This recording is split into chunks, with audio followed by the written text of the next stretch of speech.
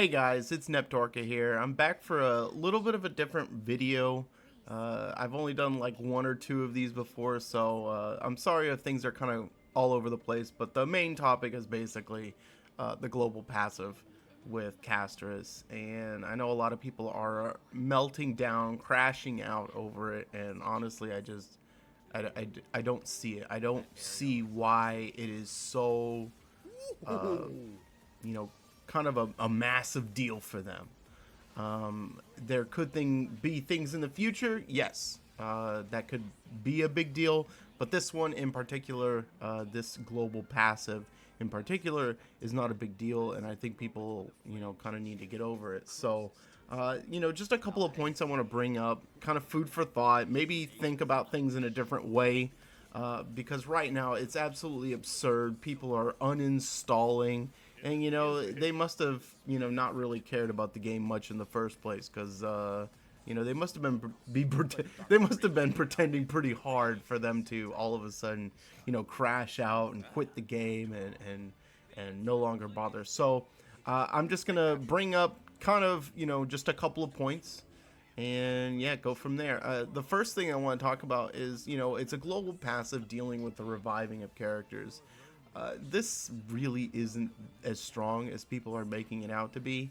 To be honest, ever since I got Fu Xuan, which was like patch 1.3 maybe, uh, dying has really never occurred much at all to me. Maybe if I die, the whole team's going down. It's not just one person. I think only one time have I had a character die, like maybe at the end of something, and I've been like, damn, I've got to go back and do this again because, my Fei Xiao barely died. That's one time, and you know what that cost me? That cost me time, okay? And I feel like if anyone is complaining about this global passive, but didn't complain about Acheron, when she came out with her passive that basically allows her to just eliminate characters instantaneous or mobs instantaneously. From a time perspective, you don't really have much ground to stand on because when patch 3.0 came out and there was one of the complaints was like, oh man, if there's just too many mobs to fight and it takes too long and the story takes forever, and part of the reason it takes forever, besides all of the the posturing and the like the waiting for the cinematic for Dan Heng to go, besides that, it took long to go through the fights, but I didn't see it because I was just going around, slash Acheron, slash, I was just killing stuff very quickly. Didn't have a problem with it. People didn't have a problem with it back in like what was it, 2.2, when Acheron came out. It wasn't a big deal then, but now all of a sudden it's a huge deal. It's kind of absurd. It's really stupid. In the end, I guarantee you, most people are not even going to recognize this passive at work unless you have a character like Castris who drains the hell out of your HP. This is not going to be something I think that people will notice very often. Um, maybe a character dies here, and you're going to be like, "Oh, okay, whatever. I can go back to that." Um, but in terms to like something like more powerful, like let's say there was a global passive that like reduced maybe everyone's defense, whether they're on your team or not, by 5%. That's a big deal. This one isn't. And so for everyone to sit here and be like, yes, this is where I'm going to take my stand. HSR, for some reason, I believe, has just been going down the toilet. And I'm going to say this is the final. It's stupid. Stop. There's no reason to say that. I don't get it. I don't know why people would feel that way, because this isn't like, I barely ever die, and I think if you have a premium support, like especially if you have Aventurine and Fu Xuan, you don't die. Lingsha, you don't die. Maybe if you're stuck with like Gallagher as a premium support, I would consider him a premium support. You You may die, but for the most part, unless you're running like Lynx or Bailu, who already has the revive, put in there, or Japard, you're not dying. Sorry, it's just not happening. So I think it's this passive in particular is way overblown. Compared to something like, let's say that 5%, defense on a theoretical of 5 - 5% defense on the entire enemy team. If I pull up a video and someone's trying to show me how to do it, and like maybe Castris, save someone from dying in that video, you sit there, no one's gonna sit there and be like, oh, well, they only got it because Castris saved the unit. No, it only saved them a run to do that. I guarantee you that person could have run back through it and done it without the unit dying. Okay? That's different from something like having a massive 5% and being like, man, I can't do this because I don't have so and so on my account. Power levels are different. I feel like if you weren't upset with Acheron, it's a different type of passive and quality of life that Acheron had. But in the end, they're saving you time. That's basically what it is it's saving you time. And the small chances for just a spare character to die and not your entire team, I think isn't going to make much of a difference. And I don't know why people are freaking out over it. So, that's kind of my first point. The second point that I want to bring up is, people say, oh, in the future, they're going to have global passives that, destroy everything, like that -5%. We have no evidence of that. We don't have anything. Yes, is it a slippery slope? Yeah, it could be, but it's not politics, like where, people are going around trying to ban guns or so forth in a nation. There's the reason the reason why that happens is because people are freaking out about them. Like, oh, we want your magazines. Then the next year they're like, I want that. You're dealing with game designers, not politicians, and that's kind of a difference here. In this, we have no clue whether or not global passives will continue. And one of the things that I specifically looked for in the live stream that I was hoping that they would mention, and they did. They didn't spend as much time on it as I would have liked, but one thing I was looking for in the live stream was, hey, are they going to emphasize the fact that there is a lore reason behind this passive, okay? If there is a lore reason behind this passive, it's difficult to just, down the line be like, oh, well, Hyacinth is gonna have, so and so this. Like, she's gonna add plus 10 HP to your team. Yeah, she's a healer, but there's really no lore reason behind it. With Castris, she is, associated with death and so forth.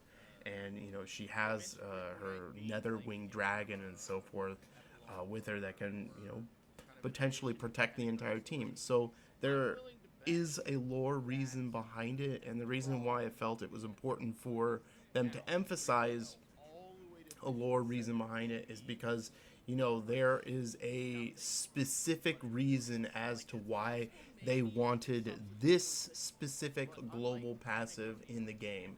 It wasn't like, hey, let's just start adding global passives with all of our characters, and this will be the first one because it's an anniversary, for Honkai Star Rail. And that didn't happen. I think only they spent like a sentence or two on it, which I would have preferred more. But that's all they did. Is they laid it out. Hey, because she's part of she's associated with death and Thanatos. She's the one that can like stop it from happening. Think of like the old ladies in the movie Hercules where they're sitting there, snipping the threads of fate for these people. That's kind of where Castris is. And it's gonna be fun, but it has lore impact, and so with that, it leads to a it kind of gives credence to the fact that they have a reason for this global passive, and it's not something that's going to happen in the future. Now, if it does happen in the future, I will be there, standing with everyone, saying, nah, no, no, no, no, no, no, no, no, let's not do this. Now, it has to be something significant, like +5, like I said, -5 defense to everyone on the team. But if they come out and they're like, well, if Anaxa is on your team, you guys get +5 damage or +5 attack to your account, which I think would be stupid. I hope they never do something like that. But the precedence I'm worried of ever happening, and I agree with everyone on this point, is I don't want them to start putting extremely strong passives on everyone. This one, it's not even a quality of life.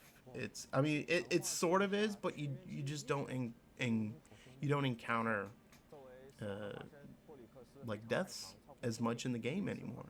So, will global passives continue? As of right now, no. Like, I've seen some people say, "Oh, I've heard there's like 3 in the pipeline or whatnot." Like, come on, no, you haven't. I guarantee you, what happened was some person saw this in the leaks. They were like, "I don't like this. What if they do this?" And then the next person's like, "Yeah, that could happen.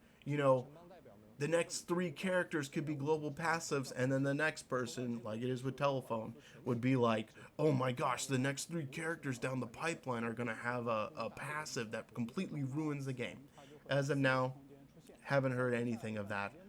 Haven't heard people talking about it. Uh, just speculation, trying to pass off speculation, trying to pass off their headcanon as speculation, and it's just kind of ridiculous. So, um, it's overblown. The whole situation is overblown. I think it'll be just fine. I think the unit will be just fine. Will it be powerful? Yeah, it probably will be hurdle levels of powerful. Though I get the feeling it also will be kind of. It won't be as plug and. It won't be as versatile as Herda. I think one of the problems with Herda is that she's extremely versatile. You can plug them, like, you just have to have that other Erudition character, and then you can plug whatever else you want in with it. That's different from something like Aglia, which really kind of needs Sunday to do well. Um, and I have a feeling that this unit will be kind of the same. Like, you either need to have a really strong healer to pair with her, so that your team doesn't die, or there's just going to be some niches in which I think Castress will struggle unless she has the right teammates. Probably, I would say, in between the Herda and Aglia. So um, she's going to be strong, but the global passive, I think, is a very tiny portion of it. In fact, it could be that when she comes out, people will feel like she doesn't work unless she had that global passive. Now, a lot of people will say, well, then you just put it to on their team, and that's a fair point, but the global passive is not breaking anything. And so I feel like this is a really dumb hill, to die on. Um, I'll tell you what's going to happen. You're going to quit, or you're going to throw a tantrum. You're going to find that one guy that got all crits with like a 10% crit rate and like 200% crit damage. He's going to show some absurd numbers. You're going to cry about it. You're going to realize it's not that big, and there's going to be the multipliers in the different end game events that make her look really good. You're going to cry about it, stamp your feet, and then the April numbers will come out at the end of the May, and this will probably be the highest, or one of the highest selling months that Honkai Star Rail will ever have, because there's nothing but garbage coming out in Honkai Star Rail. I mean, in Genshin Impact, there's not really anything special coming out in ZZZ. So all of the Hoyoverse money in April is going into Honkai Star Rail, and you're just gonna be like, you did all of it for nothing. It's stupid. You wasted your capital, your influence on a tantrum that really didn't have much merit. So we'll see. Maybe you come back, or maybe your pride is too big to come back. But honestly, it's gonna be fine, and I think we'll be able to just go on from there. Power level isn't that strong. No evidence of global passives. I sound like a total Hoyo shill, and I hate that, but I feel like I should defend something when it should be defended, and I'll attack something when I'm not happy with it. So I've been loving, kind of how Honkai Star Rail's been doing in the most recent history. If you ever look back at, you probably can't because I don't ever record. If you look back at, how I was during the Rappa patch, I was pretty pissed. It was garbage. I was not happy, and it's come back around. So that could be difference in opinion on stories and characters. That's fair. But overall, I think this is going to be fine. A lot of people are blowing it out of proportion, and it's going to be one of the biggest months for Honkai Star Rail. So, yeah, just I'm going to let you know right now that in the future, if something happens, I will be there to attack it if they try to throw in, a global passive that actually means something. That has no lore implications, or lore relations. It has absolutely no meaning except for how we want to sell this character. That's not the case with casters. Sorry, it's just not. So, hope you guys enjoyed this video. Good luck to you guys out there in your casters polls. If you're not playing Honkai Star Rail anymore, I wish you the best, but I'll stand by what it says. Stupid hill to die on. Just no point. So, I'll catch you guys in the next one. Neptorka out. See you guys.